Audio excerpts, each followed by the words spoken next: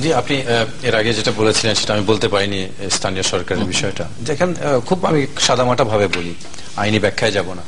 4টা city corporation নির্বাচন হচ্ছে, এটা কি বোঝার কোনো উপায় আছে এটা স্থানীয় সরকারের নির্বাচন? কোনো উপায় নেই। এটা মেয়র ইলেকশন এবং এমপি ইলেকশনে যে সমস্ত উপসর্গ থাকে একই হচ্ছে। কারণ গতবারের যে নির্বাচনটা হয়েছিল আজকে থেকে 4.5 বছর আগে এই 4টা সিটি কর্পোরেশনে, সেখানে আপনার 54 জন মেয়র ক্যান্ডিডেট ছিলেন। এবার এটা নেমে এসেছে 12 জনে।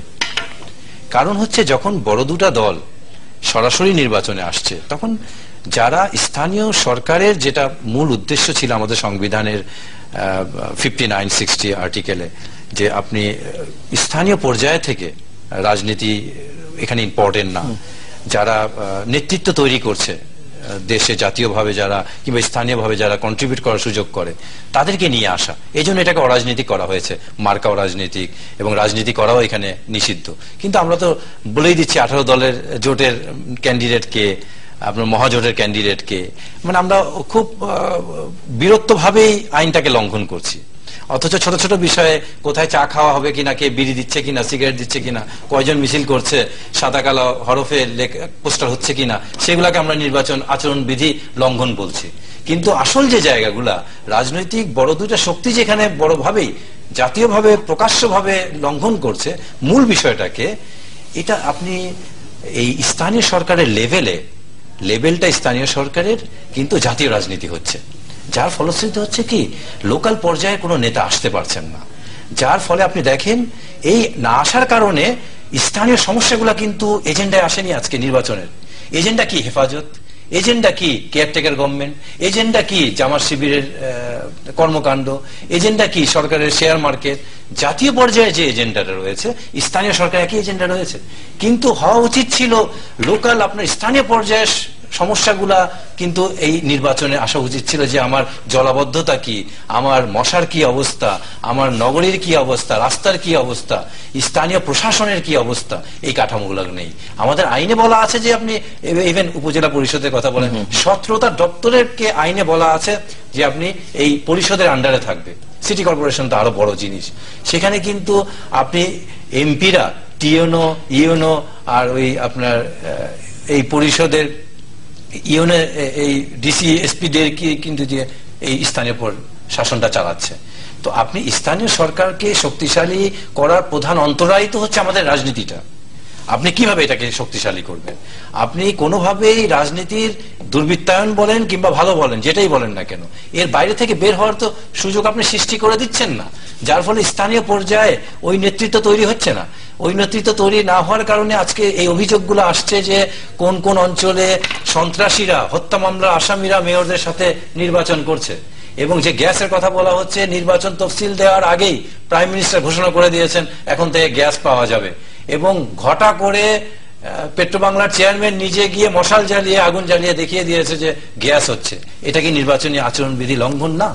এবং আমরা যেটা করছি, যে আমি যেটা আবার ওই প্রশ্নে চলে যাচ্ছি, যে গণতান্ত্রিক কাঠামোর যে ইনস্টিটিউশনগুলো রয়েছে আমাদের রাজনৈতিক ইনস্টিটিউশনটা, রাজনৈতিক দল সবসময় মনে করে তাদেরকে তাদের প্রতিপক্ষ। সুশাসন হচ্ছে তাদের সবচেয়ে বড় প্রতিপক্ষ। এবং এই ইনস্টিটিউশনগুলো, লোকাল গভর্নমেন্ট বলেন, ইলেকশন কমিশন বলেন, স্বাধীন বিচার বিভাগ বলেন, দুর্নীতি দমন কমিশন বলেন, এগুলো হচ্ছে তাদের প্রধান প্রতিপক্ষ। এগুলোয় কখনো তারা সোজা হয়ে দাঁড়াতে দিবে না, যার ফলশ্রুতিতে স্থানীয় সরকারটা তারা রাজনীতির আড়ালে নিয়ে নিয়েছে।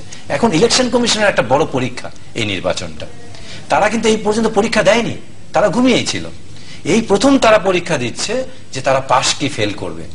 এবং গতকালকে যেটা বলেছেন যে ইভিএম করবে না, জাভেদ সাহেব বললেন, ওয়ান অফ দ্য কমিশনার, যে এটা তাদের সক্ষমতা আছে কিনা, এটা বড় প্রশ্ন। ইভিএম করার মতো সক্ষমতা আছে কিনা। তো আমি তো মনে করি এই যে ইলেকশনটা হচ্ছে, এটা জাতীয় নির্বাচনে যে প্রি টেস্ট পরীক্ষা আমরা দিই না, টেস্ট পরীক্ষা ফাইনাল পরীক্ষার আগে, প্রাক নির্বাচনী পরীক্ষা। এটা দুই দলের জন্য, আপনার ইলেকশন কমিশনের জন্য। তত্ত্বাবধায়কের ইস্যুটিকে আপনি রিজলভ হবার কোনো সম্ভাবনা দেখেন? তত্ত্বাবধায়ক ইলেকশনের সম্পর্ক নেই। বিএনপি যখন ক্ষমতায় ছিল তারাও 5,500 লোকাল গভর্নমেন্টের ইলেকশন দিয়েছে, এবং তাদের সময়ও চট্টগ্রাম এবং ঢাকার মেয়র বিরোধী দলের হয়েছিল।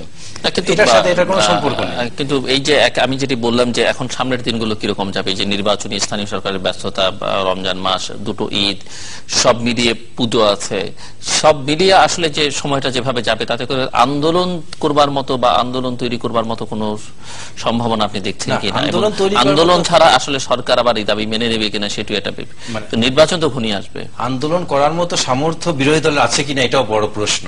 আজকে যে মহিউদ্দিন খান আলমগীর যেভাবেই হোক ওনার মুখের কথাও যদি বন্ধ করেন, এতে তো বিরোধী দলের কিছু লাভ হয়েছে, যে তারা অন্তত কষ্ট করে মিছিল মিটিং করতে হয় না, বাসায় বসে বসে বসে থাকতে হয়, তাদের একটা বাহানা দিতে পারে বিরোধী দলের নেত্রীকে যে আমরা তো এখন মিছিল মিটিং বন্ধ হয়ে যেন কিছু করতে পারছি না। তো আমাদের রাজনীতিকে যেভাবে আমরা ম্যানিপুলেটিং করছি, যেদিকে নিয়ে যাচ্ছি, এবং নির্বাচনের কোনো লক্ষণ তো আপনি জাতীয় নির্বাচন দেখছেন না। আজকে থেকে 3 থেকে 4 মাস পরে আপনাকে শিডিউল দিতে হবে জাতীয় নির্বাচনের, এবং নির্বাচন যারা করবেন সরকারের সেই বডি ল্যাঙ্গুয়েজ তো এরকম না। এই সময়ে উনি তো ভোটের ভিক্ষা চাইবেন, মানুষের কাছে যাবেন, প্রত্যেকটা গ্রুপকে উনি খেপিয়ে তুলেছেন, এবং ওনার বডি ল্যাঙ্গুয়েজে বোঝাই যাচ্ছে তারা নির্বাচন করবে না। 2021 স্বপ্ন তারা দেখছে, কারণ সমস্ত কিছু বন্ধ করে সবাইকে নির্বাচন না করে তারা 21 পর্যন্ত যেতে পারবে না। যে পদ্ধতির কথা কোন রকমের একটা নির্বাচন করে তো যেতে হবে। যে পদ্ধতির কথা আপনি বললেন, এগুলোতে এক একটা ধাপ আমরা পার হচ্ছি।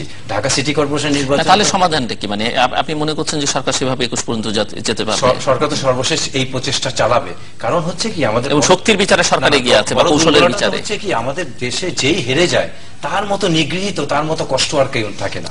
এই জন্য সরকারগুলা চায়, দলগুলা চায় কোনোভাবে নির্বাচনে হারতে চায় না।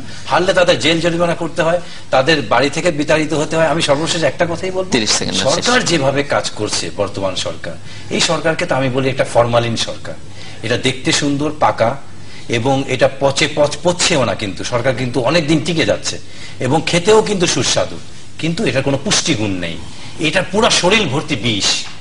তো এইটা সংস্পর্শে যদি আপনি এইভাবে এটাকে যদি দেখার চেষ্টা করেন, তাহলে এটা দুর্ভাগ্যজনক হবে যে সরকার সব মেনটেন করে ফেলেছে। আপনি দেখেন 75 সনে বঙ্গবন্ধুর হত্যার পর শপথ নিয়েছিল কিন্তু বঙ্গবন্ধুর ক্যাবিনেটের বাণিজ্য মন্ত্রী খন্দকার মোশতাক, এবং ওনার ক্যাবিনেটে 10 জন মন্ত্রী ছিল বাকশালের 10 জন মন্ত্রী, এবং 11 জন প্রতিমন্ত্রীর মধ্যে 8 জনই ছিল বাকশাল মন্ত্রিসভার সদস্য। আমি তার বাড়তি কিছু বলার উপর 30 সেকেন্ডে যদি কিছু